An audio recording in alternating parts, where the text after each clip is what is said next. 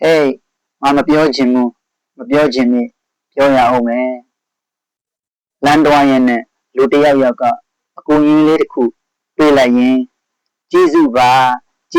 တဲ့လားဟုတ်လားငါမရည်ချင်ဘူးအိမ်မှာရှိတဲ့မင်းအဖေနဲ့မင်းအမေကမင်းရဲ့အပေါ်ကိုကျေးဇူးတရားတွေဘလောက်တောင်လုပ်ခဲ့လဲဆိုတာမင်းမသိဘူးလားမင်း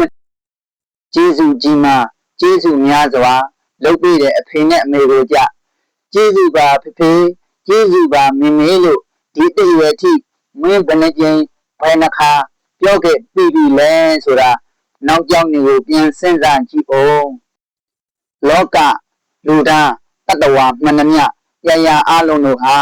တာသမီနေရာမှာအမြဲတမ်းမဖြစ်တယ်လို့အမေနေရာမှာတစ်ချိန်တစ်ခါမှာဖေနေရာမှာတစ်ချိန်တစ်ခါမှာရောက်ရှိအောင်မယ်ဆိုတာမင်းမမေ့နဲ့တစိမ့်လူကိုကျေးဇူးပါလို့ပြောတတ်ပြီဆိုရင်အိမ်မှာရှိတဲ့ညီကိုမောင်နှမမွေးချင်းအတိုင်းဝိုင်းကိုတော့ကျေးဇူးပါလို့ပြောတတ်တာတော့တေချာတယ်ဆိုတာစဉ်းစားလိုက်အောင်ကျေးဇူးဆိုတာတိပြုံနဲ့မပြီးသေးဘူးတိတွားပြီးရင်ဆက်တတ်အောင်ကြိုးစားရမယ်ကျေးဇူးရှိပြီးရကြမှာတစ်ချိန်တစ်ခါမှခွင့်ခါကြုံတဲ့အခါမှကျေးဇူးဆက်မယ်လို့မင်းမတွေးလိမ့်နဲ့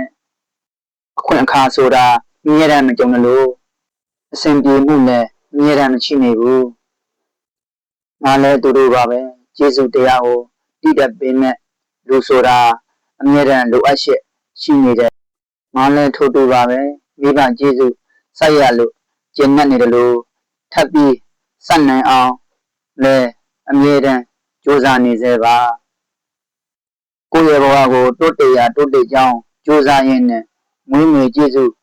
ကျွေးဖခင်ကိုဘယ်တော့ခါမှမမေ့ပဲ